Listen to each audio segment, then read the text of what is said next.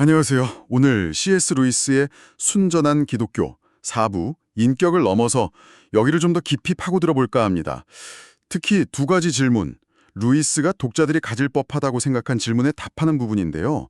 첫째는 왜 하나님이 그냥 처음부터 아들들을 만들지 않고 굳이 인간을 만들어서 복잡하게 변화시키려 하시는가 이거고요. 둘째는 인류 전체가 하나다. 뭐 이런 개념이랑 개인의 중요성, 이게 어떻게 같이 갈 수 있냐는 거죠. 이 두 가지 질문 상당히 흥미로운데 루이스의 생각을 한번 따라가 보시죠. 자, 그럼 첫 번째 질문부터 좀 볼까요? 왜 이렇게 뭐랄까 쉬운 길이 아니라 돌아가는 길을 택하셨을까 하는 거예요.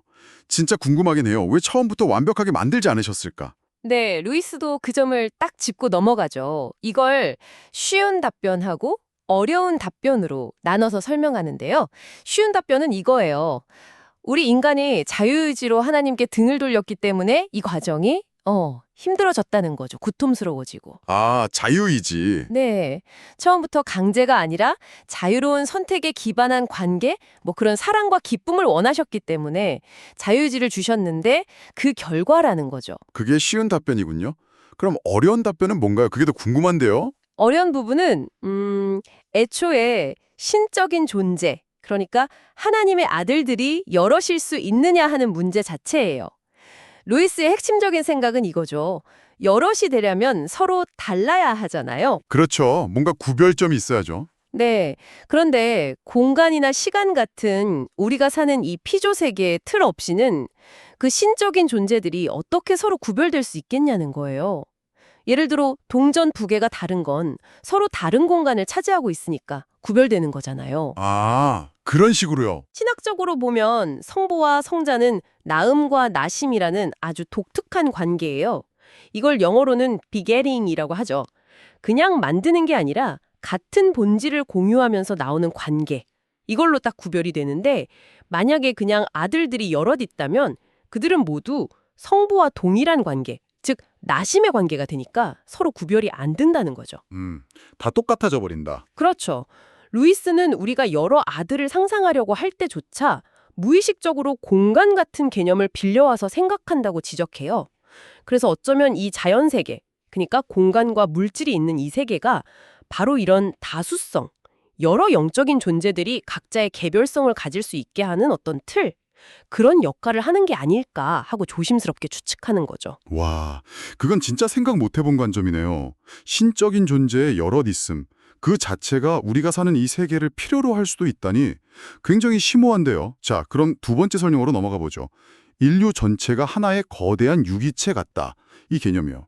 이게 중요하긴 한데 듣기에 따라서는 좀 개인의 가치가 무시되는 느낌. 나는 그냥 전체의 일부인가? 이렇게 들릴 수도 있을 것 같아요. 특히 요즘처럼 개성이 중요한 시대에는요. 아, 네, 정확해요. 루이스도 바로 그 점을 되게 경계하거든요. 여기서 루이스의 핵심은 이거예요. 유기체적인 하나됨이 개성을 없애는 게 아니라 오히려 진짜 개성을 피어나게 한다는 거죠. 오히려요. 네, 비유를 드는데 우리 몸의 코하고 폐를 생각해 보세요. 같은 생명을 공유하지만 기능이나 모양은 전혀 다르잖아요.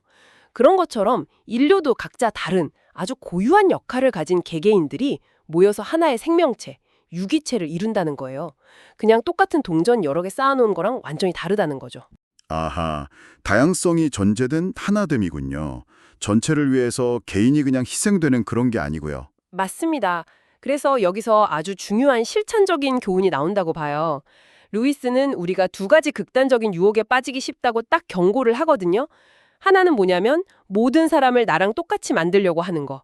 획일주의죠. 네, 그런 경향 있죠. 다른 하나는 다른 사람 문제에 대해서 나랑 상관없어 하고 그냥 무관심해지는 거. 극단적인 개인주의죠. 기독교는 이 양쪽 극단, 그러니까 전체주의도 아니고 개인주의도 아닌 그 사이의 길을 가야 한다는 거예요. 균형이 중요하군요. 네, 특히 루이스가 재밌는 말을 하는데 이 둘 중에 어느 게 더 나쁘냐 이걸 따지는 것 자체가 악마의 전략일 수 있다는 거예요. 악마의 전략이요? 네, 악마는 종종 서로 반대되는 오류를 동시에 퍼뜨린대요. 그래서 우리가 한쪽 극단을 너무 싫어하다 보면 자기도 모르게 반대쪽 극단으로 확 쏠리게 만든다는 거죠. 그러니까 중요한 건 어느 한쪽이 더 나쁘다고 막 비난하는 게 아니라 계속해서 그 사이에 올바른 길, 그 균형점을 찾아가려는 노력 자체가 중요하다는 겁니다. 와, 오늘 루이스의 설명을 쭉 따라가 보니까 이 창조 문제나 자유의지, 또 개인과 공동체 같은 깊은 주제들 사이에서 어떻게든 균형을 잡으려고 정말 치열하게 고민한 흔적이 느껴지네요. 그냥 믿어라가 아니라 왜 그런지 계속 파고드는 그 과정 자체가 참 인상 깊습니다. 네, 오늘 야님 이 이야기들이 여러분 각자의 생각에 어떤 작은 불씨 같은 걸 던져주었으면 좋겠습니다. 마지막으로 이런 질문을 한번 드려보고 싶네요. 여러분은 일상생활 속에서 아니면 여러분이 속한 공동체 안에서 각자의 다름을 존중하면서 동시에 우리가 서로 연결되어 있다는 이 느낌, 이 연대감을 어떻게 붙잡고 실천하고 계신가요? 특히 루이스가 경고했던 그 획일주의와 개인주의라는 양극단의 함정이 있잖아요. 거기에 빠지지 않고 그 섬세한 균형점을 찾아가기 위해서 어떤 노력을 하고 계신지 한 번쯤 돌아보시면 어떨까 싶습니다.